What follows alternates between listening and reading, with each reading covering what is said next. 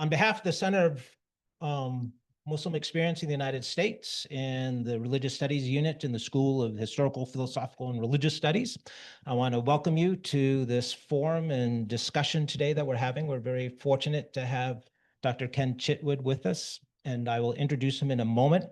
To begin with, though, I just want to just kind of quickly some upcoming events to announce to you that at least from the Center of Muslim Experience side, on November 6th, we will be having a documentary film showing in the evening at 6 o'clock, I think.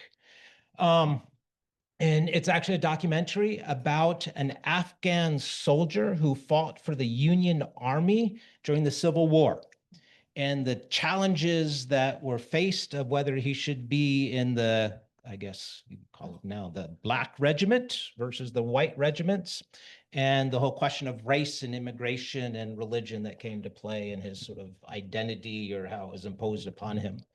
In January, some of you might be aware, most of us, I've only just learned, Fatina educated us, that there's actually a move to create January as American Muslim Heritage Month. And it, of course, hasn't gone too far, but several states and cities have actually started to recognize it. Andre Carson, who's a representative from the state of Indiana, has been pushing this as a bill in the hopes that it will pass Congress, become a national sort of heritage month. It hasn't passed, but we're hoping to have Representative Carson here, as well as a series of other events. So please keep track. We'll have some cultural events, some discussions, and other things going on. So please keep track of that. So Leah, do you want to announce? Two upcoming events, which Religious Studies Workshop Series, which is the focus on our faculty. I can talk loudly. Which is mostly for faculty and graduate students in religious studies, but always open to all. On Thursday, October 16th from 10:30 to 12 in this room, we have a graduate student practice panel for the American Academy of Religion. Avalon Jade Thiessen, Ryan Tankos, and Kristen Miller will present their work, moderated by our faculty member, Terry Shoemaker. And then on Thursday, November 13th, same place, 10:30 to 12 in this room, Core 4403, will be one of our alum, Diana Coleman from Northern Arizona University, who works on, she's a scholar of Islam in global context with an emphasis on contemporary Islam and training in post-Holocaust ethics. So, to move on, I first want to thank, of course, the center on behalf of everybody, Fatina Halal, for organizing this, putting all this together, for the food, etc., and also Kalani from Shippers for her assistance in helping and setting up everything. And so we're deeply grateful for their assistance and work that they do behind the scenes. It's a great honor to actually today to have Dr. Chitwood here with us. We had him last night actually in my graduate seminar on religion and minoritization, where he got to share with several of our graduate students on his work. And in that class, a lot of the sort of the discussion sort of emerged kind of thing. And in the discussion kind of thing, I learned a lot more actually about Ken and his work. And so I'm very excited to have him here today. He's here to share with us actually his a book that is coming out in about 3 weeks, I think. Puerto Rican Muslims, Everyday Cosmopolitanism Among Puerto Rican Converts to Islam. What I found myself going through this book as preparing for the class and seminars, just the richness of the study. And despite the comments of reviewer number 3, I was told, it's actually a richly ethnographic study with a lot of very sort of personal stories and encounters interspersed with some really deep, serious sort of thinking about race and marginalization and the ways they would play out in sort of the world today, and particularly in the United States, and particularly with Puerto Ricans, which, as you know, is sort of the longest continuously colonized space, right? As I said, Dr. Chitwood, he comes to us from Germany, so where he's based. And he's conducting, where he is actually his habitation Habilitation. Habilitation Oh. candidate, and you'll have to explain like that. Yeah. But basically, that's the move to where you can become basically a professor, a teacher within the university system and within the German hierarchy. It's these things make a huge difference. Where here we tend to collapse everything. But he's finished his PhD from the University of Florida, and on this question of sort of Puerto Rican Muslims, but it's really his background. And what I found so rich in his study and in his discussion with us last night, and what I assume will be his discussion today, is the way he combines basically his background and experiences. So not only does he have this strong academic background in religious studies and ethnography and anthropology, but also in theology. And so I learned, if you don't mind me sharing, that he's also a non-practicing, ordained Lutheran minister. So he comes with a sort of deep knowledge and experience and understanding of religion, texts, but really sees it and is concerned with the lived. So he brings a sort of academic, anthropological knowledge. He brings that theological understanding, concerns, and knowledge. But also he has, in a sense, a third life, and that is as a journalist. And so not only is he working and teaching and writing his academic works, but if I can find, he's currently the senior correspondent for Interfaith America. He's the European correspondent for Christianity Today. He has an editorial role for Religion Link, and on and on and on I can go. His CV is actually about 19 pages long, so quite impressive. But that these roles continue and that they all sort of interplay and intersperse. And that's why I find his work so sort of rich and fascinating. So anyway, without further ado, I will pass over to Ken Chitwood for his talk. Thank you. Thank you, Chad.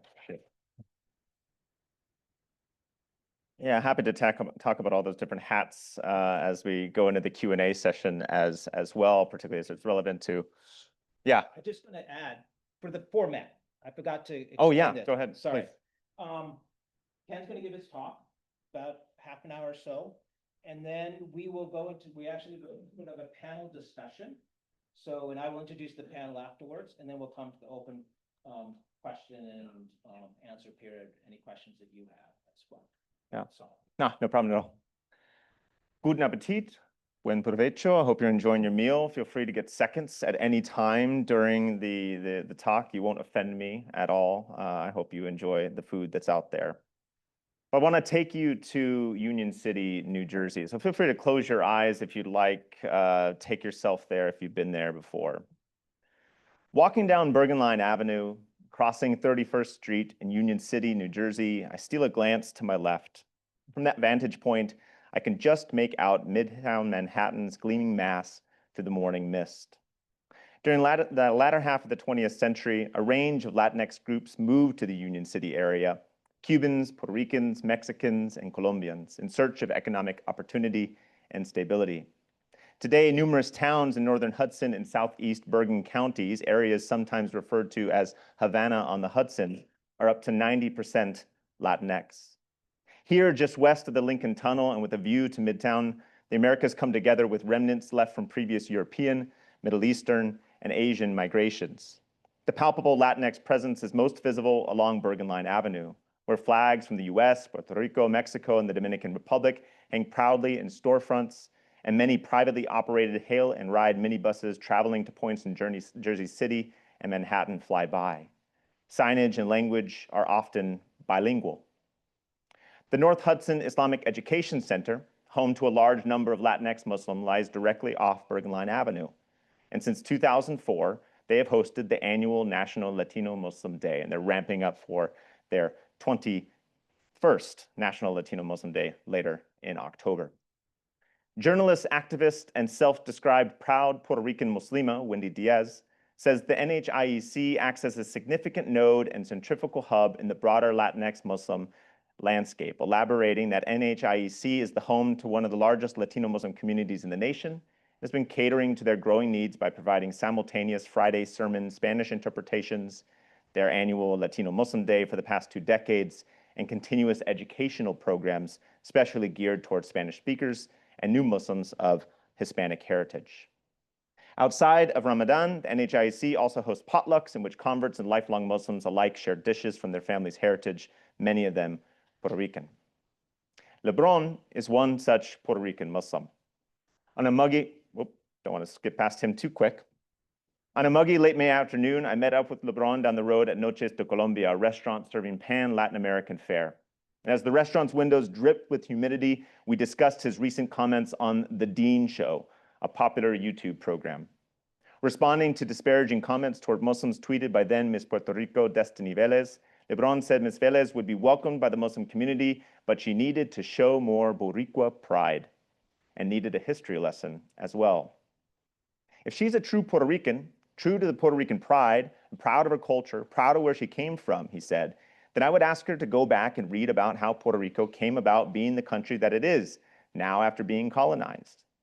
Pushing back on those who frame Puerto Rico as a Christian nation, Lebron went to talk about Muslim contributions to mathematics, science, education, technology, and navigation. He hearkened back to Andalusian Spain and Caribbean history, claiming his family had Taino, African, and Andalusian roots. He talked about the thousands of words that Spanish shares with Arabic and the entanglement of Puerto Rican culture with the Middle East.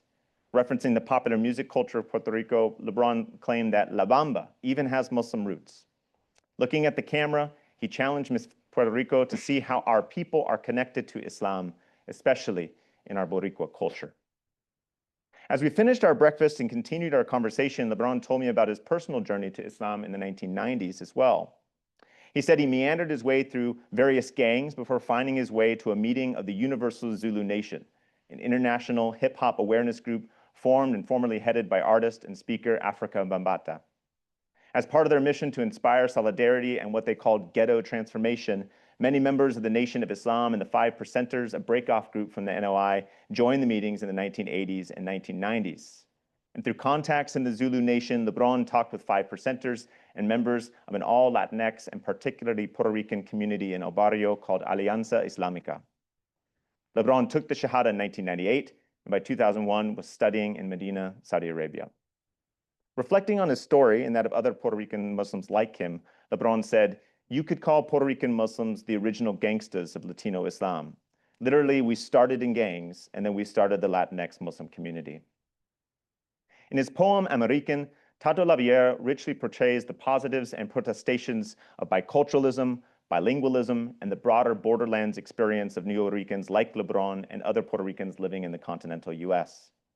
Part of their circumstances, Laviere wrote, involves developing the skills, the sensibility, and artistic ability to recreate new identifications and socialities out of the marginalized miscellany that is their intersectional, multiracial, and bifurcated lives. In general, Laviere's poems wrestle with themes like cultural identification, race, language, and this persistent sense of estrangement and precarity that being AmeRícan represents. Interwoven throughout his works, of which AmeRícan is perhaps prototypical, is the constant feeling of belonging neither here nor there, in one's country of residence or homeland, in one's adopted sociality, or that of their birth. Or, as Puerto Ricans who feel like foreigners wherever they are and who seek a place for themselves like to say, they are ni de aquí, ni de allá. But as the portion of the poem above emphasizes, Laviere also finds hope in the outworking of this imposed yet inclusive inventiveness. In choosing the title AmeRícan to refer to the Puerto Rican Muslims whose stories I share, I invoke Laviere's poem to highlight converts' sense of never quite feeling at home and yet drawing on variegated lineages to make peace with their multiple heritages and marginalizations. This sentiment pervaded my encounters with AmeRícan Muslims who are quadruply minoritized as Muslims among Puerto Ricans among Muslims, and both Puerto Rican and Muslim in the context of American empire.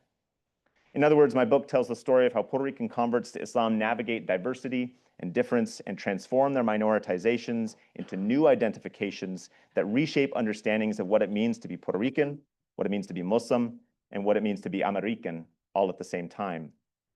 Although they are marginalized within each community they claim membership in, they also believe, belong, and co-create each of these constituencies to one degree or another. In Laviere's words, this book is thus the story of how AmeRícan Muslims spit out in malice and reproduce a broader answer to the marginality that threatens to gobble them up, taking the accent from the altercation through generative frictions with others. While I focus on Puerto Rican converts, this book is also about the ways in which humans of various identifications navigate diversity and difference in the late modern world. AmeRícan Muslims are far from alone in not feeling at home while living at, across, or between borders, both literal and figurative, individual and social. The challenges associated with the late modern are manifold, defined as it is by a confluence of the legacies of colonial exploitation, cross-border processes, patterns, and problems that mark neoliberal capitalist globalization, the growth of massive metroplexes as cosmopolitan hubs, and the networks of communication and travel and materials linking them. As a result, layers upon layers of peoples and cultures and histories and philosophies and religions and bodies bump up against one another, come into conflict with each other, or fuse together into new coalitions or combinations as they compete for social, cultural, political, and economic capital. In this book, I focus on the everyday negotiation of diversity and difference from AmeRícan Muslims' position of marginalization, exploring 4 lines of inquiry. First, the contested negotiation of their authenticity. Puerto Rican Muslims often face skepticism about their authenticity from both Muslims and fellow Boricua. This is not only true among their family, friends, neighbors, co-workers, and co-religionists, but also within academic discourses that continue to frame Puerto Ricanness in certain ways or equate being or becoming Muslim with particular geographies, ethnicities, perspectives, or practices. They also contend with colonial legacies. Their identities are shaped by the dual legacies of US colonization and the broader context of the American empire. They also deal with the contingent nature of everyday cosmopolitanism. Rather than viewing cosmopolitanism as a lofty ideal or a moral and political reality, I present it as an everyday lived social reality. For me, for cosmopolitanism to be a useful frame for understanding the assemblages that mark Islamic late modernity, I suggest we move away from moralistic and political idealizations and instead focus on cosmopolitanization as a social process. The majority of works on Muslim cosmopolitanism try to find and make a case for individuals, institutions, or socialities who exemplify certain characteristics of a perceived cosmopolitan character. But in general, due to what Aaron Hughes calls considerable conceptual indeterminacy, the idea of Muslim cosmopolitanism becomes a convenient rehash of various good Muslim, bad Muslim dichotomies, wherein good Muslims are found to be cosmopolitan based on predominantly Western notions and expressions thereof, and bad Muslims are, according to those same measures, found to be anti-cosmopolitan. In this book, I follow sociologists and anthropologists who approach cosmopolitanism not as some ideal to be reached, but a social reality, however distorted, which has to be explored. In addition to treating cosmopolitanization as a social process, I operate on the premise that cosmopolitanism is less defined by a sense of feeling at home wherever one goes or whomever one encounters, but more by feeling increasingly uncomfortable and out of place in places that feel like, are, or we assume should be home. Therefore, I look at cosmopolitanization's more ambivalent and I would say constitutive tensions. As cosmopolitan expressions of being and becoming metamorphize in our late modern world, there is no one-to-one monovalence or reduction of complexity. Instead, the complexities compound, the tensions multiply, and the intersections of identification take on increased uncertainty. And fourth, I look at how Puerto Rican Muslims find and form intersectional solidarities.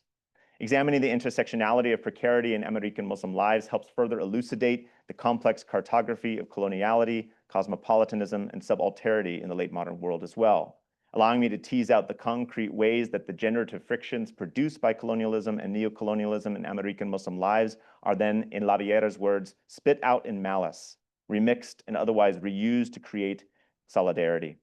These solidarities empower Puerto Rican reverts to embody the margins of American empire as a site of resistance, and as a result, to envision and give voice to a more just world they yearn for in the future. Given Puerto Ricans' geographic dispersion, I drew on the example of other ethnographies that adopted a multi-local or traveling approach, and I seemed to have a good time doing it. So I went to places where Puerto Rican Muslims were, and they never predominate in any one particular place. The advantage of a multi-sited approach allowed for the analysis to better trace and elucidate the complexity of their cosmopolitanized lives. Thus, their stories and experiences shared in this book are the product of 111 semi-structured relational interviews, as well as innumerable hours of participation and observation I conducted in Texas, in Puerto Rico, in New York, New Jersey, in Florida, and along with concomitant digital ethnography that I conducted for 5 years, and then subsequent follow-up interviews as I worked on this manuscript. To give a general overview of the Puerto Rican Muslim community, these are a few of the folks that I got to talk to, including one whose story I won't be able to share today, but he's a Puerto Rican Muslim ninja. And if you buy the book for any particular reason, do it for his story, because he's amazing. He lives in Staten Island as well, which is a world unto its own. But there were an estimated 3,500 to 5,000 Muslims in Puerto Rico before Hurricane Maria. After Hurricane Maria, there's been massive outmigration from Puerto Rico in general. That includes the Muslim community as well. And so it's hard to get an estimate of how many Muslims are still on the island. It's a very small community. There are, however, more Muslims of Puerto Rican heritage or descent or identification in the United States. That's an estimated 11 to 15,000, according to a Latinx Muslim survey that was conducted in 2017. There are undoubtedly more now.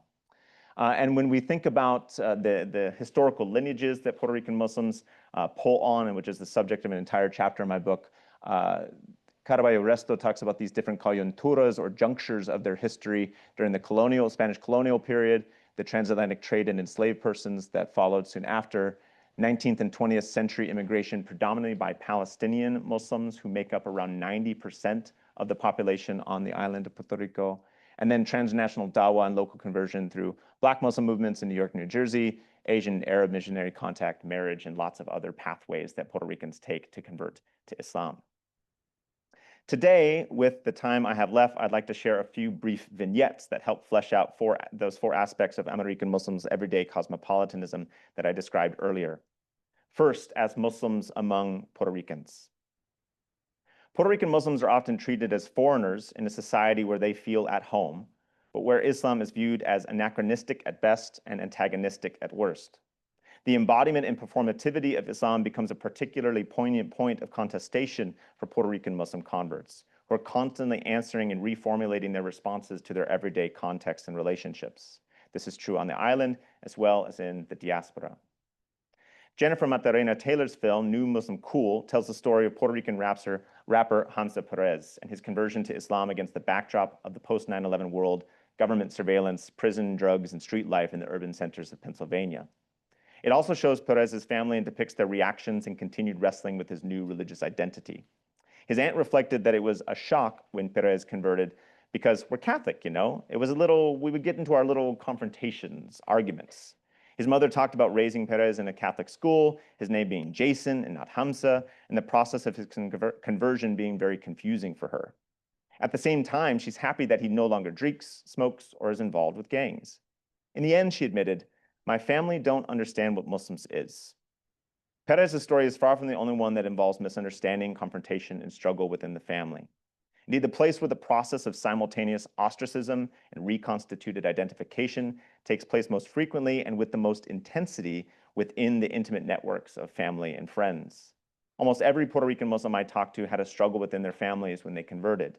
Furthermore, even after conversion, they faced a steady barrage of pressure from their friends, neighbors, and coworkers and family members for being too Arab or abandoning their Puerto Rican culture in favor of Islam. Such was the case with Adrian. I first met Adrian when he was cleaning the steps leading up to the prayer room at the mosque in Vega Alta, Puerto Rico. Vigorously mopping the white tiles, Adrian was a fairly recent convert who had grown up Christian. His conversion cost him. When I met Adrian, he was living at his mother's house after going through a divorce. When he converted, his wife told him that while she liked Muslims, was fine with Islam, didn't mind it at all, she would not convert. At Adrian's mother's house a couple of days later, his ex-wife Diana arrived with their 20-month-old son. Over café con leche, I got to know Diana a bit more, and she told me that she speaks some Arabic because she traveled to the Middle East on business. It was partially through these business contacts that Adrian, her former husband, came to convert. She emphasized again that while she respects Muslims and Islam, she would not convert nor remain married to Adrian after he converted. He related that he kept his conversion a secret at first until Diana caught him praying one day and freaked out. He said, "We realized our interests, feelings, and outlook were heading in different directions, so we divorced. Whether or not their child will be raised Muslim is an ongoing and contested question." Adrian's family struggles were not limited to his former marriage. His mother was a Pentecostal and his father a strict atheist. When Adrian converted, his father made fun of him for his religion. "As an old-school Marxist who still thinks religion is the opium of the masses or something, my father doesn't take me too seriously," Adrian said. His mother had even stronger words. On the news of his conversion, she said, "You betray Christ, you betray our culture." Although there is rarely any overt tension between Adrian and his parents, he knows that his family and his friends do not know what to do with his faith. Faced with feelings on the fringe, Puerto Rican Muslims try to reconcile their multiple identifications by crafting what is called a Boricua Islamidad, a unique Puerto Rican Muslim identity that resists complete assimilation to Arab cultural norms on the island, even as it reimagines and expands what it means to be Puerto Rican and Muslim. They seek ways, like LeBron on the Dean Show, to connect their Muslim identity with conventional markers of Puerto Rican culture in order to show family and friends and colleagues and loved ones that being Muslim does not mean they are rejecting, turning their back on, or abandoning their Puerto Ricanness, but discovering different aspects to it. They appeal to the Iberian Muslim past and the vestiges of Arabic influence on over 3,000 words in the Spanish language, of which these are just a couple of examples. They draw on broader Latinx Muslim narratives about the connections between Andalusia and contemporary spaces like Centro Islamico in Houston, Texas. They harken back to the historical vestiges of architecture and try to reflect that in mosques around the island, or in finding it at famous cultural institutions like the Ateneo Puertorriqueño in San Juan, where here the motto of the Nasrid dynasty, the last dynasty on the Iberian Peninsula, there is no victor but Allah, is listed here on a major monument in Old San Juan. They also exchange recipes with each other online for creative halal versions of Puerto Rican culinary classics, and even new fusion versions like this mofongo burger that is also halal. Several of my interlocutors suggested that by converting to Islam and rediscovering the many vestiges of Islamic influence on Puerto Rican culture and society, they are perhaps even more Puerto Rican than their non-Muslim relations. As one interlocutor, Kamal, told me, I'm decolonizing our identity, stripping it of its Christian colonial decay and rediscovering what it means to be Boricua, to be Puerto Rican, before and without Christianity. Thus, through language, architecture, and food, they seek to make Islam not simply something that exists in Puerto Rico, but something that is of Puerto Rico. This is a resistant response to built-in mechanisms of power that both exclude and tangentially include Muslims in the Puerto Rican cultural imagination. It's also a context-specific and nuanced response to their simultaneous local and global encounters that they find themselves in the late modern world, typified within the Puerto Rican Muslim community. Alongside these negotiations of identity and practice that Puerto Rican Muslims face as Muslims in Puerto Rican society, they also find difficulties within the Muslim community as well. After meeting Jose at the Eid celebrations in San Juan in 2015, I met up with him a few days later in Rio Piedras. We talked about the celebration, the prayers, the food, the dancing, and he said that it's all pure Palestinian tribalism. We can eat the food, we can participate in the dances, but that wouldn't be us. That isn't our identity. It's not Islam either. They can get together for their celebrations to remember they're Palestinian. That's fine. We have our festivals, our celebrations as Puerto Ricans, but we don't mix that with Islam. We don't try to make it one and the same. Being Arab doesn't make you a better Muslim, he told me. If anything, Puerto Rican Muslims are a pure picture of the unified Ummah talked about in the Quran. I inquired, how so? And he responded with a smirk. We're pure hybrids, man. Pure hybrid creations of our own making. Nobody bred us, nobody planned to make Puerto Rican Muslims. We just happen. We're not easily categorized. We are the next step in the Ummah's evolution. But, he admitted, it's still difficult to get a grasp of who we are. Indeed, the question of who we are remains a prevalent one for Puerto Ricans who have converted to Islam, especially on the island where, as I mentioned, up to 90% of the Muslims are Palestinian. Along with many others in the late modern world whose identity has been brought into question by the commonplace nature of cosmopolitan encounter, Puerto Rican Muslims must navigate the in-between of simultaneously being part of the Muslim world and yet feeling as if they are marginalized on its metaphysical edges. For Jose and other Puerto Rican Muslim converts like him, the tension experienced in their conversion and the collision of culture, traditions, and customs that comes with it produces new mixtures and identities. This process is not an easy one, but through the confluence of the streams of different cultural heritages and the pressures they feel in joining a new community, a new identity emerges that is both decidedly Muslim and stubbornly Puerto Rican. Some Puerto Rican Muslims attempt to ease this tension by, as one interlocutor put it, being more Muslim than the Muslims. This was particularly the case with Puerto Rican imams who studied at institutions in Saudi Arabia, Egypt, and elsewhere in the quote-unquote Muslim world, or among those who became stricter about aspects of the Sunnah than their co-religionists at the local mosque. Studying at such sources of Islamic knowledge or seeking to impose a pure piety on their fellow Muslims seem to give them a certain level of authenticity from which they feel they can better lead other Muslims, especially their fellow Puerto Ricans and other Latinos. Others reject such overtures and opt out of what they call Arab-dominated mosques and communities and create alternative spaces for prayer and connection. When I returned to Puerto Rico for fieldwork after doing some research in Florida, I found the fissures around the Eid gathering 2 years after I first talked to Jose there were still very felt and still very fresh. Sumaya is married to an Egyptian and is a convener of a multicultural group at her home for Friday prayers and special events, joined me at the Eid al-Fitr celebration at the convention center in June that year. She had recently had a falling out with the Muslim community in Puerto Rico.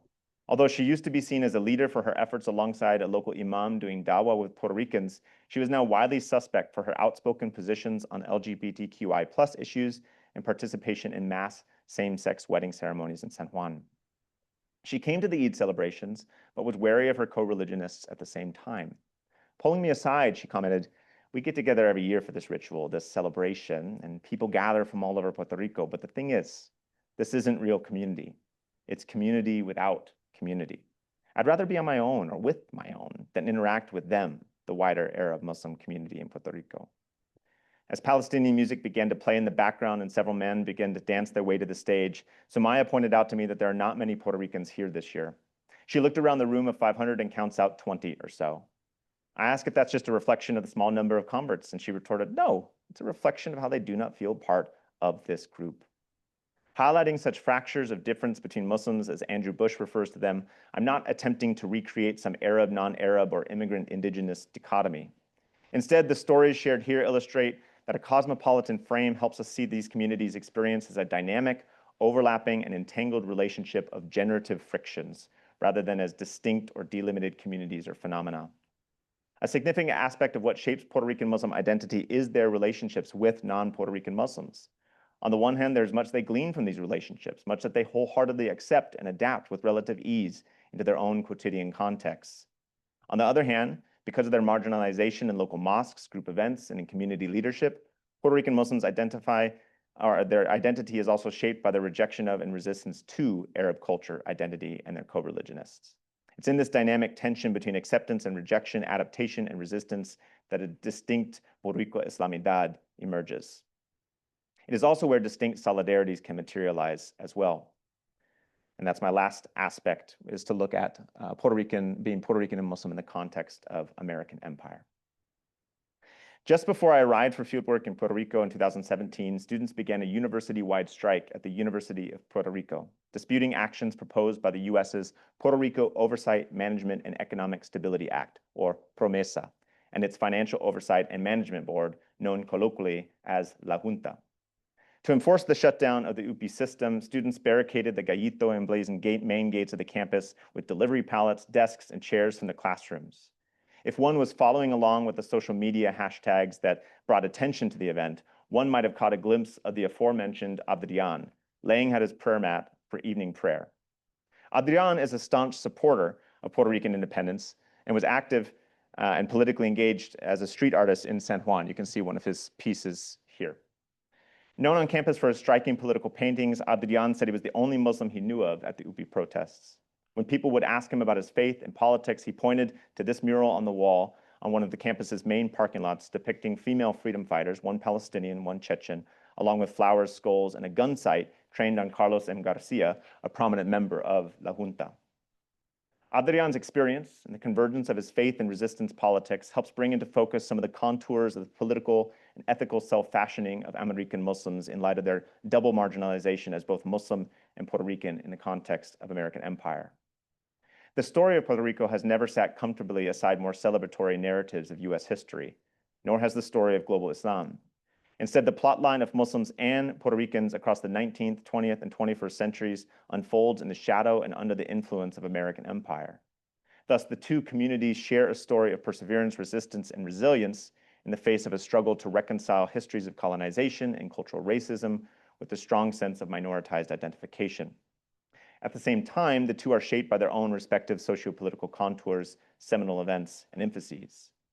In AmeRícan Muslim lives, the two narratives become intertwined, revealing a complex and cosmopolitan nexus of solidarity around issues of colonization, racism, oppression, and varying intersectional phobias in the late modern age. This is what Wilfredo Amir Ruiz, a Puerto Rican Muslim lawyer in Miami, calls an acute intersection of marginalization. What we see in Adrian's protests and the following ethnographic narrative is a result of the continuous outworking of the unresolved contradictions and ongoing provocation of this final set of marginalizations. In the words of the Puerto Rican Muslim poet I quoted earlier, with oppression manifest comes insight. Puerto Rico thrust into darkness only to see the light. But Puerto Ricos have hope. We have been in worse situations, battling for independence against imperialist nations.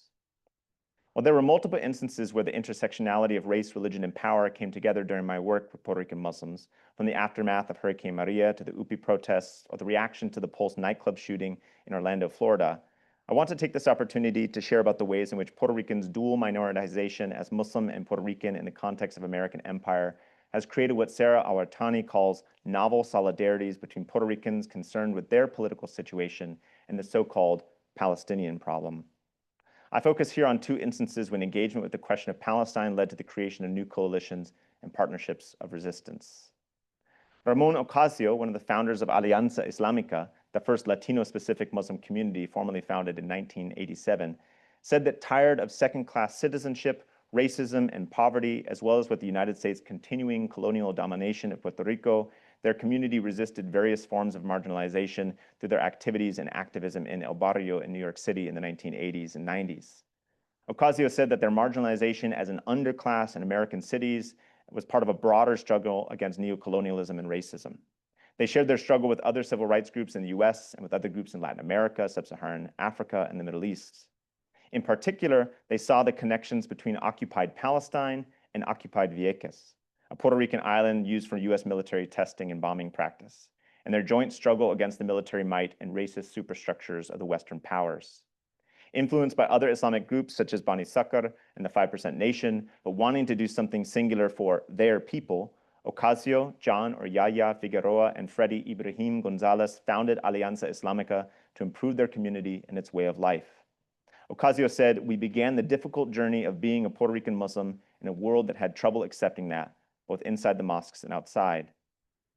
Fast forward almost 3 decades, and Ibrahim is serving me tiramisu across the bar at Nana, a small Italian eatery in the Condado neighborhood in San Juan. As he does so, I notice a prominent tattoo of Leila Khaled on his left forearm. As he takes a break from serving brunch to patrons gathered on a sultry summer Sunday morning, he wipes the sweat from his forehead, and I ask him about the tattoo. He says, quite nonchalantly, "Oh, this? She's how I came to Islam." As the brunch crowd recedes, he serves me a cup of coffee and tells me how his parents raised him reading Karl Marx like it was the Bible, he said. They were always encouraging me to read the stories of the oppressed, to not get stuck in the colonial mindset of Puerto Rico, he said, echoing the prominent theory of insularismo, that because of colonization, Puerto Ricans can't think beyond the island. With his parents' input, Ibrahim thought well beyond the island's confines. As a teenager, he showed a growing interest in popular revolutions, everything from the PLO to the Zapatistas, revolutionary Iran to the Puerto Rican skinheads. Eventually, his interest in the PLO led him to read more about Islam, grab the copy of the Quran that was on his parents' bookshelf, and then, later, take the Shahada. While he said being a Muslim in Puerto Rico can be lonely, he feels connected to his fellow Muslims across the globe fighting for freedom. When he converted, he saw it not only as a religious choice, but a political one, to stand with marginalized Muslims across the globe, and also as fuel for the fire of resistance to American imperialism on his own island. Even in brief, Alianza Islámica's and Ibrahim's stories illustrate how being both Muslim and Puerto Rican in the context of American empire has helped give shape to Puerto Rican Muslims' identifications and networks and activities within a transnational comparative framework of anti-colonial and anti-imperial resistance. Their stories not only provide new insight into the scope and scale of global Muslim resistance, but also demands for Puerto Rican independence and autonomy, and also the connections between Puerto Ricans feeling that they are a nation without a state, as well as Palestine being a nation without a state. In the end, it is another example of the ways in which the everyday lives of AmeRícan Muslims are relevant to conversations far beyond their particular context and can serve as a useful, specific case study in which to study the navigation of diversity and difference in the late modern world. As you can tell, I enjoyed my fieldwork. I treasure the opportunity to share AmeRícan Muslim stories and could go on for hours. Alas, it's time for me to come to a close. I wish I could have shared more about Palestinian Muslims in Puerto Rico, such as Salim or Ahmed, who share with me how they navigate the palpable tensions with their Puerto Rican Muslim brothers and sisters, or how they enjoy living on the island. I wish I could have talked more about the gendered experiences of Sumaya or Khadija and what they called the Islamization of machismo. I wish I could have talked more about the multiple valences of Puerto Rican Muslim politics, more about their foodways and sartorial practices, included more comparison between the AmeRícan Muslim experience and other communities in Latin America and the Caribbean, or trace the networks that connect Puerto Rican Muslims to other communities throughout the globe. For now, I hope the stories I shared and the points I offered not only give you an intimate introduction to AmeRícan Muslim experience, but also help shine light on dynamics of Muslim experience in the late modern world more broadly. My sincere thanks goes to the Center of Muslim Experience in the United States, particularly Chad and Yasmin for their hospitality while I've been here, the School of Historical, Philosophical, and Religious Studies for hosting this event, and I look forward to the conversation we're about to have and the responses I'll hear, as well as the Q&A to follow. But most of all, I thank the many Puerto Rican Muslims who shared their lives and stories with me. As one said, ours is the story after all. Ken, you're just the storyteller. Thank you.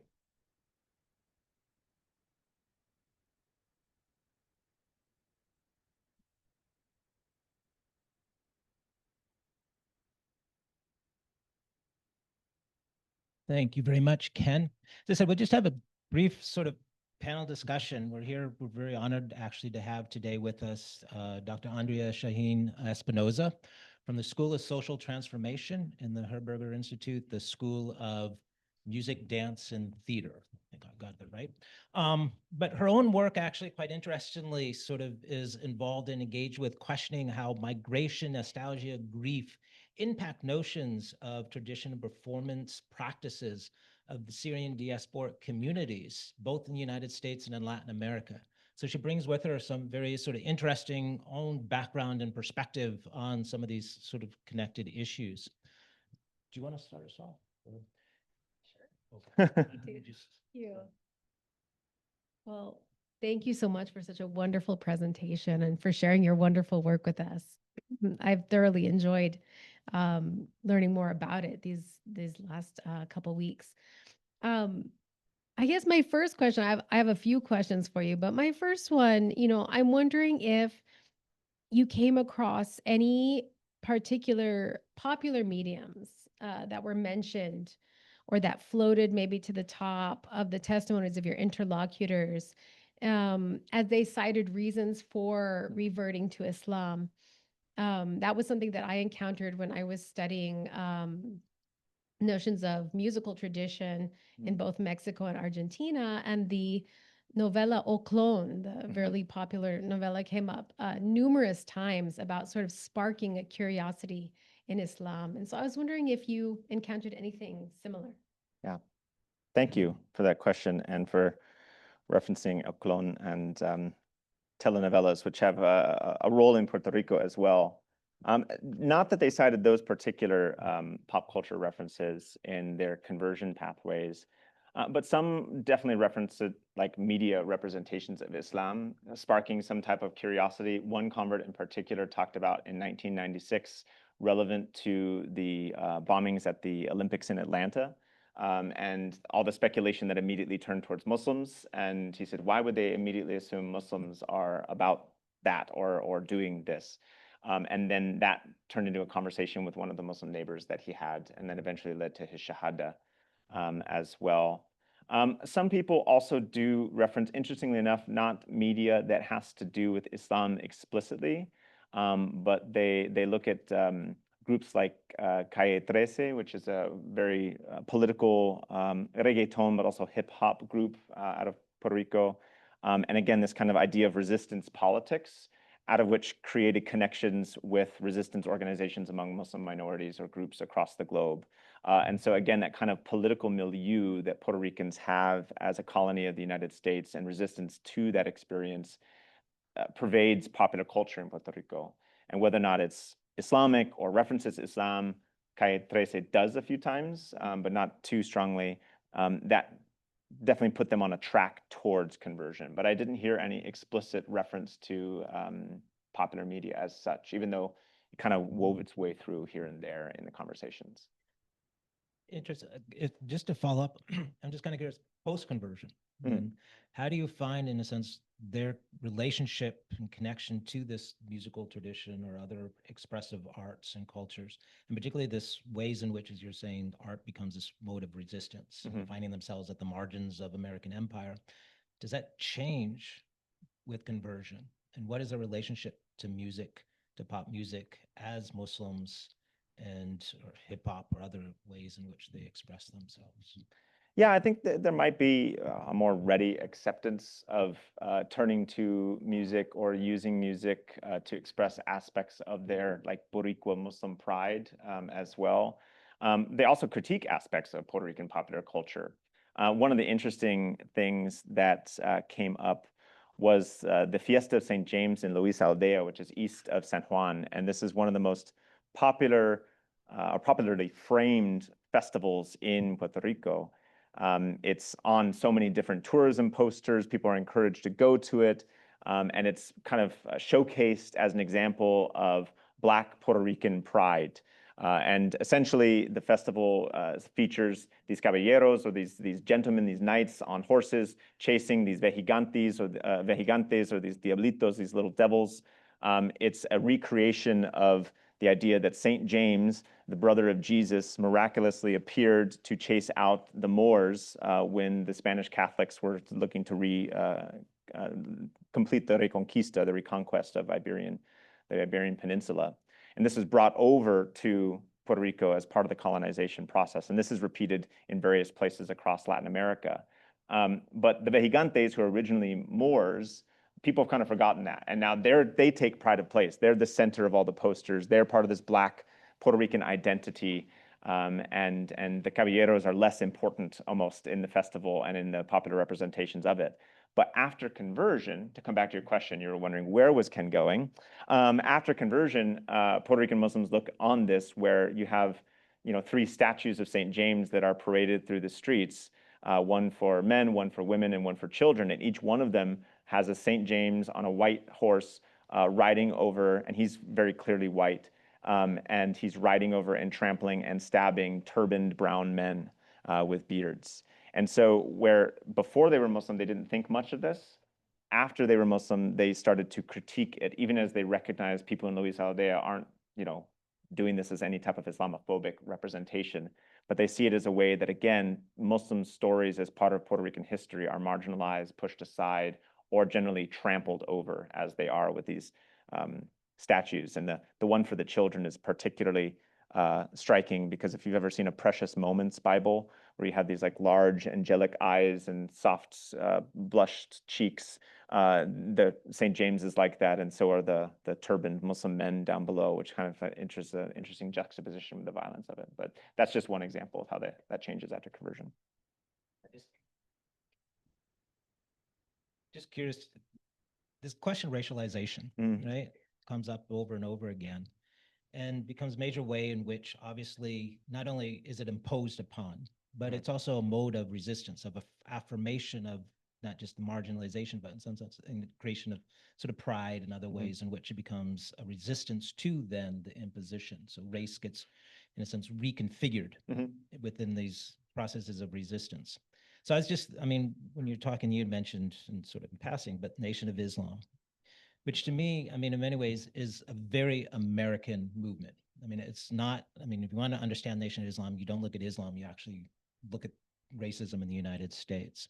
And I'm just kind of curious, with conversion of Puerto Ricans, is it an American issue in a sense, in the same way as the ways in which they're resisting empire and their place on the margins of empire, if you will? Or do you see it in a sense, or is it both, or multiple sort of things going on? This question of the ways in which a real connection to Islam, or is it really, in a sense, a resistance to Americanness? Yeah, thank you for that question. And one of the things that happened in this multi-sided fieldwork is obviously the experiences of reverts in Puerto Rico was different and distinct from that of reverts in New York and New Jersey. And their first contact points. Nation of Islam does not have a presence on the island, for example. So that was not usually a pathway to conversion, or even didn't feature much. Maybe Malcolm X is a figure or something, but not very strongly. In the US, however, particularly because of their geographic proximity in and around Harlem, that there was just a thickness there that they bumped into them very regularly in interaction. But also because Puerto Ricans who came to New York were coded as Black within the United States racial orders. Now, this isn't to say that Puerto Ricans aren't Black. There is, Africanity is baked into Puerto Rican culture and identification and history, etc.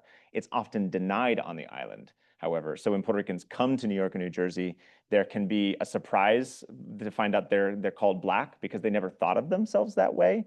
And there's a lot of debate within the Puerto Rican community about that.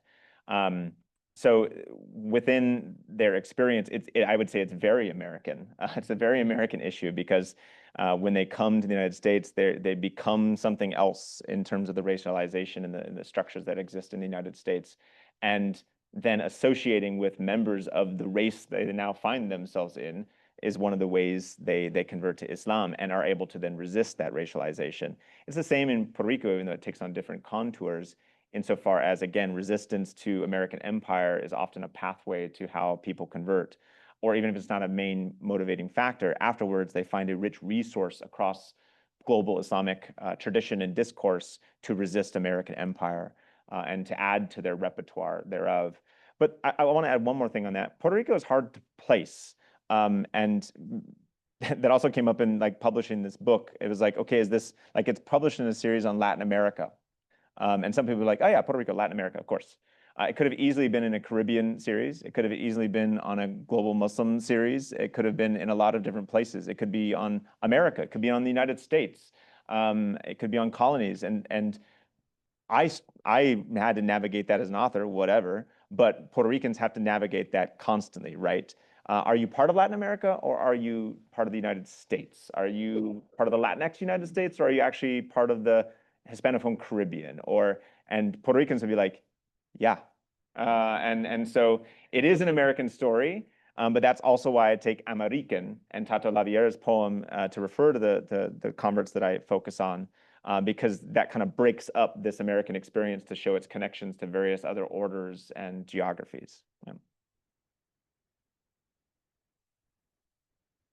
To follow up on that, I was wondering if you could speak a little bit more about the friction between Puerto Rican reverts and the Palestinian community and what was happening there. And, if any of your interlocutors or the reverts that you were speaking with, if any of them identified with the older Syrian and Lebanese population that had been there or were descendants of that population, and how that community may or may not play into this whole dynamic. Yeah, that presence is not as keenly felt because of the predominance of Palestinians, which is quite distinct from many other Latin American contexts. Pretty much every other place you go, yeah, there are Palestinians present, and they may have, like in Chile, they have also a very strong presence in local communities.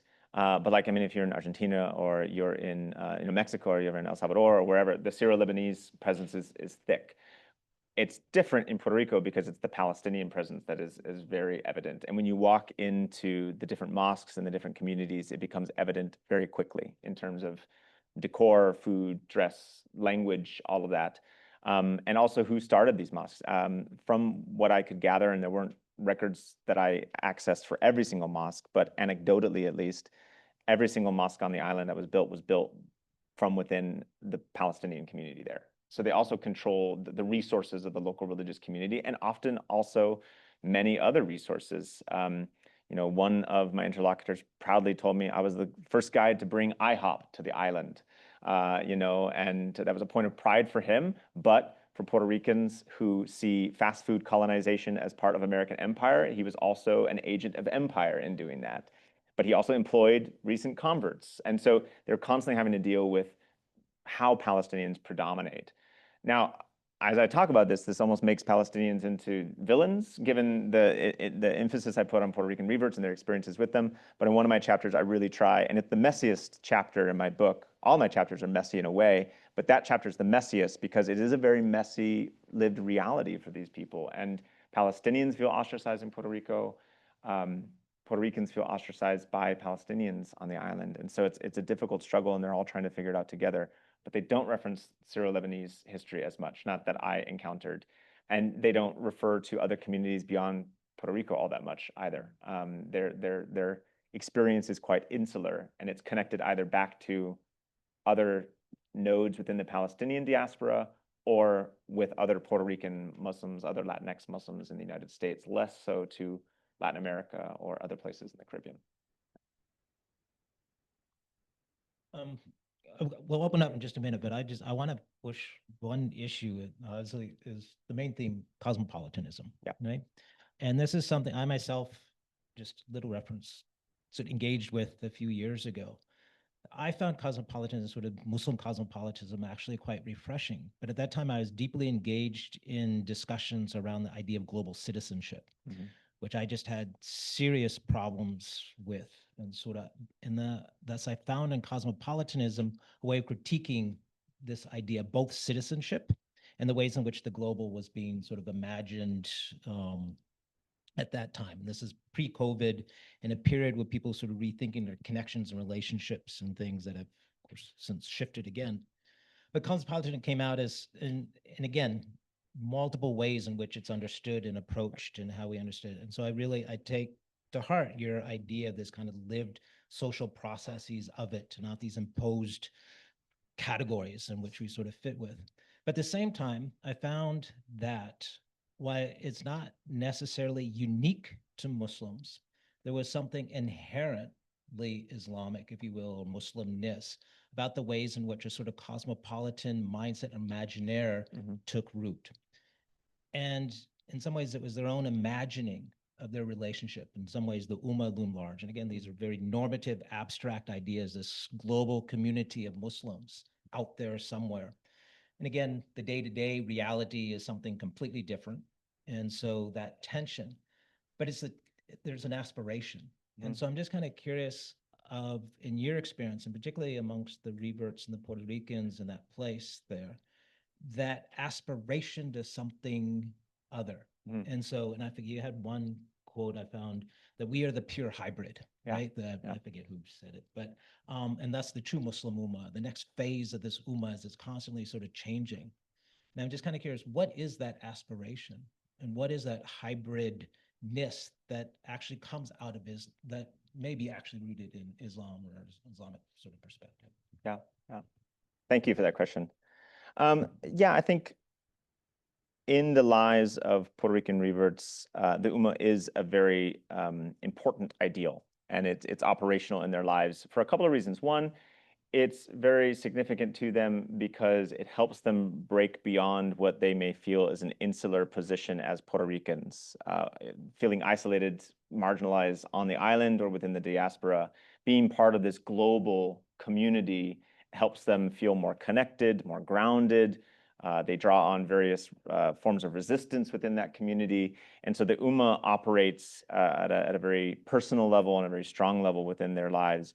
At the same time, because their local lived realities sometimes shatter this Ummah ideal, they develop what one of my interlocutors called Asa Boricua. Asa Boricua being kind of a play on the concept of Asavia, which was developed by Ibn Khaldun to talk about like the tensions between the general community and then local solidarities. And so both the Ummah and the Asa Boricua operate within their lives at the same time, and they draw strength from both depending upon when their interaction or how their interactions are proceeding or who they're talking to. And I talk about Jose, who talked about this, we are the next step in the Ummah's evolution. He would at one time talk about, oh, there is no difference in the Ummah, it's not Palestinian, Puerto Rican, and then at the same time be like, well, Puerto Ricans are the best form of the Ummah, and Palestinians are tribal, and we're not tribal. And so he would use both in the conversation. And I was struggling to figure out who he was and what he was trying to say, and then realized that perhaps, yeah, both of these are existing within his life and his experience at the same time. And so my critique of the usual ways we think about Muslim cosmopolitanism kind of emerged from that, because I said, well, to think that Jose is not cosmopolitan when he's emphasizing the Asa Boricua doesn't match his lived reality or what I'm seeing. And so I want to see that also as cosmopolitan, rather than just seeing that Ummah ideal and that grasping at a global community as cosmopolitan. I was influenced by Anna Tsing here, who says globality doesn't emerge from when things are going well, but from these frictions, right, and the grip of local encounter, as she puts it, during her research in Indonesia. And I was compelled by that. I will also say to any grad students in the room, maybe there's not any left anymore, but cosmopolitanism and cosmopolitanization, or for scholars, don't choose these words in your writing. I misspelt them 99 times out of 100, and then I misspeak them 90 times out of 100. So just a poor choice in theory. I would definitely choose another one next time. Yeah.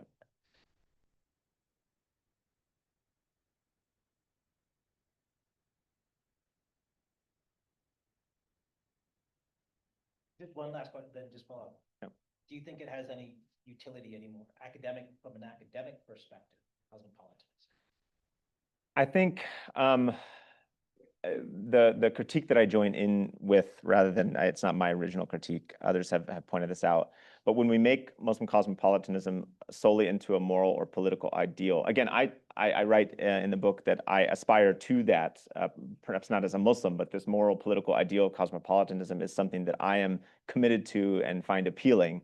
And yet, as a framework, I fear that those well-meaning saying these are cosmopolitan Muslims drawing on this cosmopolitan tradition are falling into a broader discourse that, especially within people who are not studying Islam as such, but talking about cosmopolitanism and cosmopolitanization, a lot of the authors who talk about this, Ulrich Beck, Kwame Appiah, these kind of big names talking about cosmopolitanism, they will raise up Muslims and particular contexts where Islam predominates and say, this is anti-cosmopolitan. And so I think in saying, well, these Muslims in Indonesia or Malaysia or here are Muslim cosmopolitanism, or Muslim cosmopolitans plays into their kind of cosmopolitan, anti-cosmopolitan dichotomy and recreates or rehashes this kind of good Muslim, bad Muslim framework that emerges out of Western understandings of cosmopolitanism. So I think if we proceed with it, we just have to be aware of and wary of falling into that. And maybe I fell into it as well. I don't know, but dealing with it more as a social process, seeing cosmopolitanism not as a way of feeling at home in the world, but actually feeling very uncomfortable in the world and how that works out in daily life, that felt more right to me. But yeah. So we'll open it up to any questions from the audience.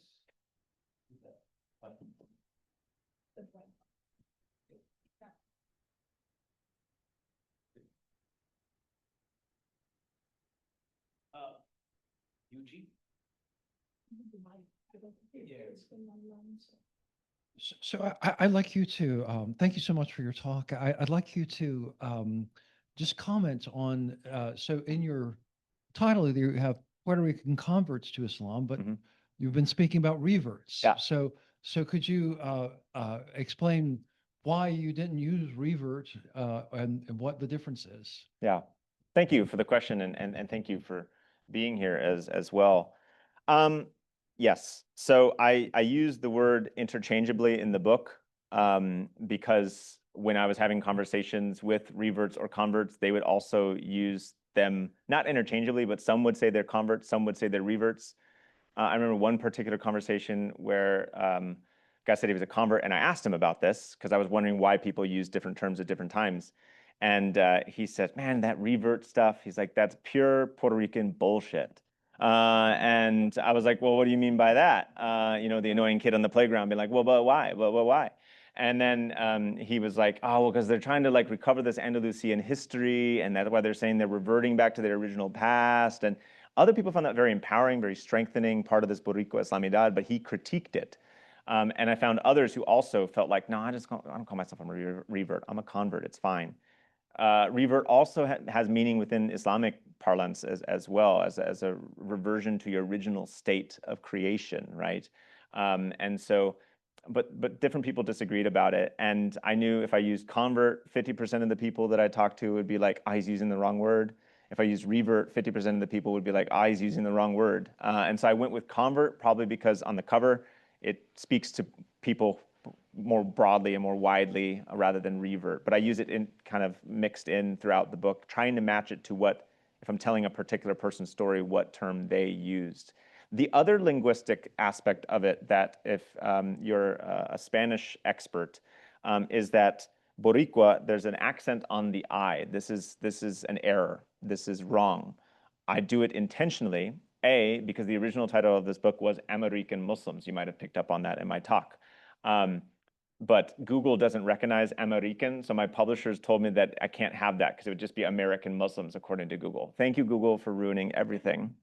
But I wanted to maintain that accent from the altercation aspect. And so we put that in the title there. And so there were a lot of choices, I think. And this is part of the Puerto Rican Muslim experience of these kind of combined cultures, these contestations, these generative frictions, convert, revert, accent on the I or no accent on the I. There were a lot of those choices that came into the process. So thank you for asking about that. Did that answer your question sufficiently? Yeah, good. Thanks so much. It was great to hear your talk. And Chad, I think mostly covered my question. I was curious more about intersections with anti-Blackness and all of that. Yeah. But I'm curious about your fieldwork process and the process of like participation in ritual and festivals, in prayer events. And since we have some graduate students still left here, I could wonder if you could weigh in a little more about that, what that was like for you. What did you learn from the beyond the questions of identity that come out of it, but from practice? Were there any like noteworthy stories within any of the sites that you studied? I don't know. It's a huge question. Anything interesting about embodied practice that you took part in through your field research that you can tell us about? Yeah. Thank you. Choose one. Yeah, thank you for that question. I'll choose three very brief ones to respond to that. One was the day, and I talked to a couple of grad students about this last night, but I was in Staten Island with the Puerto Rican Muslim ninja, and I spent the whole day with him. I left my house at 5, got to his place by 8, because it takes forever to get to Staten Island. And I was there, and it was 4 p.m. He gave me a piece of pumpkin pie and coffee, and we were transcribing an interview, and I fell asleep. The sunshine was on me and I just fell asleep because I was dead tired, you know? And he just like put a blanket on me and let me sleep for a while and then woke me up and then was like, let's go for a tour of the island. You need some fresh air. So embodiment is you're also a tired researcher and people can be really kind to you in that. Very embarrassing. The other one was, as a non-Muslim, in Muslim spaces, I was put into some opportunistic, circumstances and also into some awkward ones. As you may have seen in the pictures, I had a pretty thick beard back then, and I have a mustache now, and you can judge that accordingly.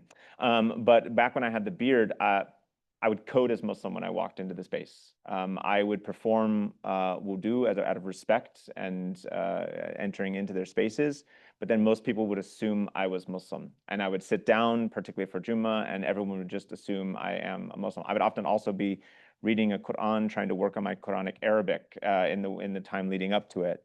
And what I realized was everyone then thought I was Muslim, and then when they gathered for prayer, then I would not go up. This became opportunistic insofar as everyone wanted to talk to me afterwards. So it worked out very well for field work because they were like, who is this guy? And so the first time I'd enter, they would come and talk to me, and I'd be very clear about it.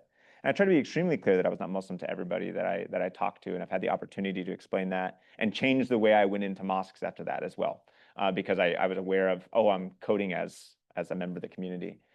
But in one instance where I was in a small musalla with someone, I'd asked to go see it, and he knew I was not Muslim, or at least I thought he did. And he took me there, and he showed me around. He was sitting at rugs, and he's like, well, it's time. But he's like, will you lead the prayers? And I was like, no, I don't think I'd feel comfortable doing that as a non-Muslim. And he was a very recent revert. And he's like, but you seem to know a lot. So could you just lead the prayers? Because I think you know them better than I do. And I was like, no, I don't think for either one of us you want that. And he was like, no, I don't know him. And I was like, okay, deal. Can I show you the motions? But do you know the prayers? And he says, yeah, I think I can get them. And I was like, this is so weird. And I was like, I'll show you the motions. Then you can pray. And, but I was like, they didn't train me for this in grad school. I was very out of my depth at that moment. And I tried to then tell everyone about this because I was like, I may have messed up. I don't know what I did. I told my committee, I told local Muslims, and they're like, Ken, cool, it's okay, and gone on from there. So there were lots of different instances where I had to navigate that, and I was unsure in a lot of them. Yeah.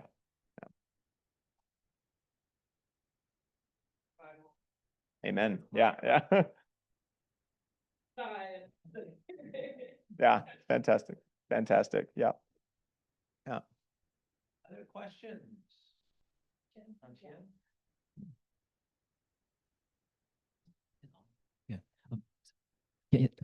Thank you so much for your talk. This was really fascinating. I had a question that's somewhat related to Andrea's last question about the interactions with the different Arab communities.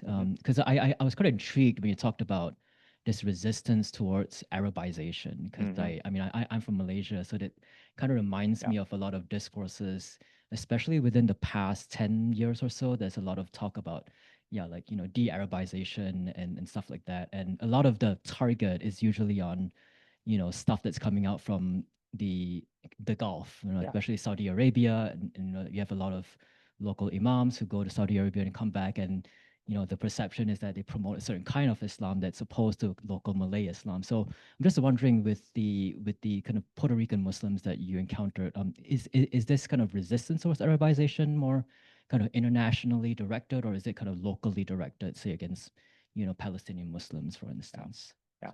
Thank you for that question. And it certainly, whether or not Puerto Ricans may frame it this way or Puerto Rican converts may frame it this way, it falls in line with this broader discourse, whether it's locally experienced or it's explicitly connected to these wider conversations.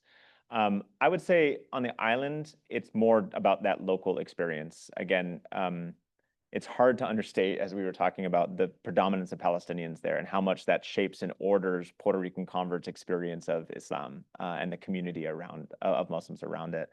And so they're not as much keyed into these global conversations and debates, and not so much aware of perhaps the Gulf's predominance in that sense, even as in the local mosques, a lot of the publications come from Riyadh, et cetera, as do almost everywhere, right?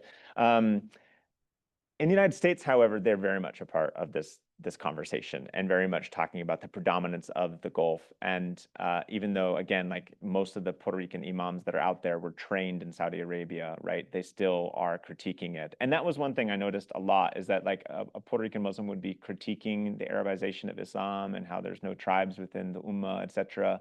And they'd be dressed as if they were in the Middle East, right? They had taken on the clothes, they had taken on the sartorial practices of places that were not explicitly Puerto Rican, like a guy wearing a lungi and telling me about South Asian and Arabs and how they control everything and they want you to become like them, and I'm just not about that. And I'm like, but for them, although it may seem like a contradiction, it is a way of navigating it, right? Even as they take on certain aspects, whether in terms of their practice or their perspectives or their sartorial choices, they can still critique it even as they're living within it, adapting to it, trying to gain authenticity from it. And I think that's part of other broader experiences of Muslims in other contexts, perhaps Malaysia as well. I'd love to hear more about that. Yeah, I think that's a question. Are there any other questions, KJ and Andrea? So we'll just take all three questions and then we can, that's okay. Yeah, please. Hi, thank you so much for a very informative and wonderful presentations. My question is that, as you mentioned in your presentations, that the Muslims in Puerto Rico are often treated as foreigners. My question is twofold. One is, what are the Palestinian Muslims facing pressure to abandon or compromise their faith in terms of their conversions? And the second one is, what specific challenges or obstacles do they encounter in practicing their religious activities freely due to the marginalization? Thank you. KJ. Thank you for running the mic around. Yes, ask it. Yeah. All right, I'm going to ask you to wear your theology hat for a second. Okay. The question I have is, in your conversations with the converts, reverts, you mentioned where they were introduced to Islam and then talked about how once they become Muslims. Did you ever get a chance to actually ask exactly what was that motivated them to convert, as in how did they deal with what they've been brought up as a Christian, as a Catholic, and the whole Jesus question, so if you ever had a chance to actually speak to them, if there was one incident that motivated them to convert, or was it more than that? Yeah, thank you.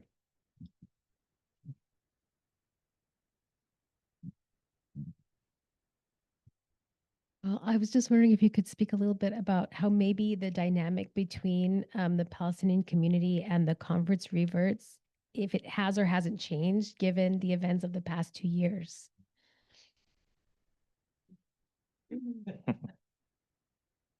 Thank you for 4 excellent questions, 2 and then 2 more.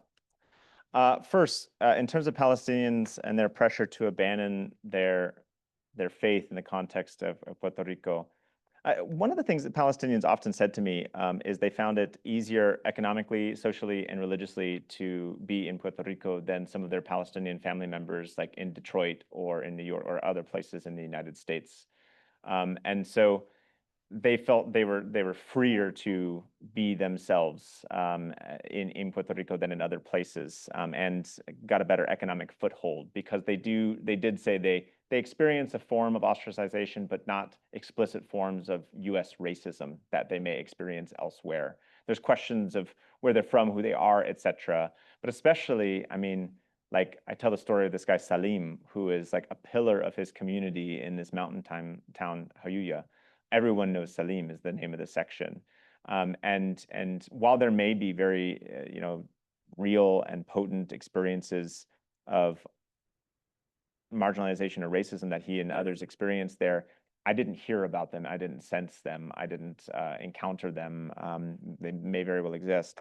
But even when they talked about their difficulties, they never framed it in a way that they say they might lose their faith. With that said, there are plenty of Palestinians I met at different social events and things in Puerto Rico that were no longer Muslim and had left their faith. That seemed to me more of just a process of second, third gen secularization, perhaps, or just kind of folding in with their local community and culture, abandoning their faith. Difficult to have kind of the overwhelming milieu that can maybe be offered back in Jordan or in Kuwait or something where it becomes more of a choice almost for them. Even though there were questions of family relations, etc., I didn't dig into that. I only met these people socially. They weren't part of my research, like why they left Islam. The challenges and obstacles in their practice. I think the biggest obstacle they faced was just financial, to get the capital together to be able to build the spaces they wanted, and to have purpose-built facilities, etc.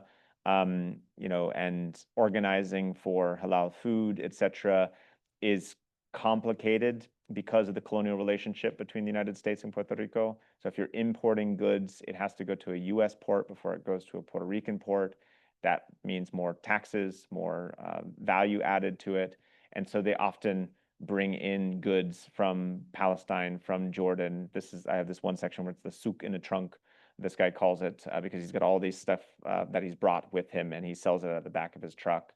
So there are some obstacles to their life, but in general, they didn't speak too strongly of that. They were very clear. We love Puerto Rico. We love being here, even though they still don't identify as Puerto Rican, or they identify very strongly as Palestinian. This is in keeping with other aspects of a very strong Palestinian identity in other places. Motivations to convert. Yes, I mean, this came up. 2 points about this.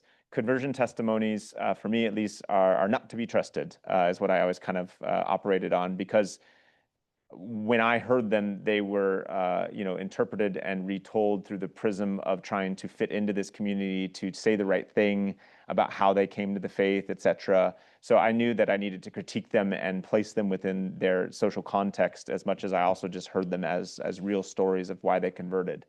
With that said, earlier research I actually did among Latinx Muslims in the United States kind of held true among Puerto Rican Muslims as well. I identified in earlier research 23 different pathways that led to conversion, and I categorized them according to spiritual, social, or societal reasons. So some of them were explicitly theological. The Trinity never made sense to me. The concept of Tawhid, the oneness of Allah, makes a lot more sense. Praying through intermediaries, if you came from a Catholic background, through saints, or working through the local priest, I go directly to Allah in Islam. That makes more sense to me. Other social reasons and societal reasons would be my neighbor was Muslim, I married a Muslim, and then later there came these spiritual, personal, theological reasons to convert, or societal reasons. The question and the cause of Palestine, racism in the United States that drew them to Islam. So there were these kind of different categories that brought them to conversion. And then Palestinian and Puerto Rican Muslim community in the wake of October 7th, 2023. I can't speak to the local Muslim communities very well. I've not been back to Puerto Rico since then. However, I can say that beyond Muslims, Sarah Awatani, who I briefly mentioned, she's done amazing work on the historical solidarities between Palestinians and Puerto Ricans beyond Puerto Rican Muslims. Non-Muslim Puerto Ricans are also very keen as a nation without a state to support the Palestinian cause and make connections between them. That has only been strengthened over the last 2 years. That sense of connection as Puerto Rico continues to struggle under its debt management, under massive outmigration and continued impoverishment, and then what they see with the humanitarian crisis in Gaza, they have been very outspoken about it in their protests against Puerto Rican government officials. That you often see Palestinian flags at the same time. We see similar dynamics in the United States as well, but I think it's also strengthened that critique, strengthened that protest, both in Puerto Rico and then in the Puerto Rican diaspora. And we do have one question from the Zoom chat as well. Fantastic, yeah. So I'm just going to read it out. Good afternoon. My name is Wendy Diaz. I was one of the Puerto Rican Muslims Dr. Chitwood quoted in his presentation. Question for Dr. Chitwood. You quoted someone saying, "Ours is the story, you, Ken, are just the storyteller." But for many of us, that framing still feels paternalistic. We are not just the story, we are also the storytellers. How do you respond to the critique that your role, however well-intentioned, still centers an outsider voice in narrating our lived realities? Yeah. Thank you, Wendy, and hello, if you're still there. Wendy, as I quote her in the book, is a wonderful poet, journalist, and she's written much about the Puerto Rican and Latinx Muslim communities. Very big fan of Wendy's work and definitely point you to her work. Wendy's also been an interlocutor of mine, often digitally, and so this feels very authentic to our experience in the past. And we've talked about this in the past as well, so I'm glad she's brought it up. Yeah, mine is an outsider perspective. I make that very evident in my work and in my book. And Puerto Rican Muslims themselves will have to engage with it, even as I engage with them throughout this research process. I hope Wendy and others bring critique of my representation. I imagine they will, and those conversations are something that I lean into and look forward to. I tried to do the best I could as an outsider, as any outsider doing ethnography or research does, to honor these stories, to put them together in a way that made sense to the experience of Puerto Rican Muslims, of Puerto Rican converts. And yeah, as with any book, they will have to be the judge of how well I did that. And I look forward to the generative frictions that occur between insider and outsider perspectives on this community. And especially to Wendy. And Wendy, you have my contact information, so feel free to shoot me a note and we can continue this conversation from here. In fact, we should do an event together. If Wendy's still there, we should do something, Wendy, you and I, and have some fun with it. So, yeah. Any just last quick questions, comments? We're good? Okay, just quickly, so we just last. Since you invited the last. Yes, yes, indeed. It's very interesting you mentioned a couple of times about the Karl Marx in your interview and the research, and hypothetically, right? Like if there's a socialist, like a neighbor or Marxist neighbor, would possibly a Puerto Rican convert to that ideology because as a resistance to colonization and imperialism and so forth, and how to what likelihood this kind of religious conversion that happened, but both in lie about anti-colonialism. Yeah, thank you. So I have an article that's been submitted. I hope you're one of the reviewers, and that is about this very theme, because it didn't get into the book, but it comes from Ibrahim, who I shared briefly about the tattoo.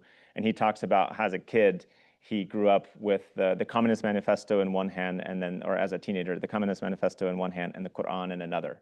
And that really stuck with me because Marxism plays a very strong role in broader Puerto Rican political discussions. I think you kind of heard that reflected in two different stories, Adrian's family and Ibrahim's family, how their parents were influenced by or self-proclaimed Marxists or socialists and tried to raise their children accordingly, and their resistance politics emerged out of that influence from their parents. And in the broader Puerto Rican political scene, socialism and Marxism plays a strong role, particularly among those advocating for Puerto Rican independence. And so I don't think they're necessarily against one another, but they're kind of complementary in the lives of the people that I interacted with. Not everyone.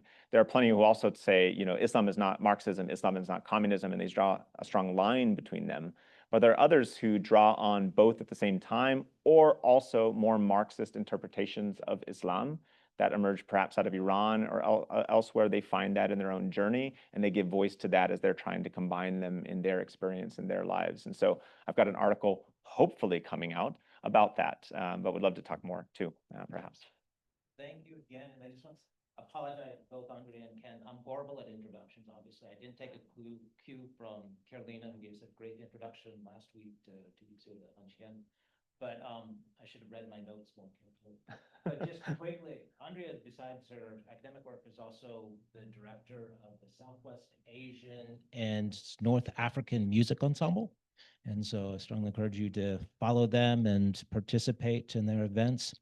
And Ken also has his own website, so you can learn more about all his amazing work and everything else that he's been involved with that I sort of dropped with, which is, you have to give the URL.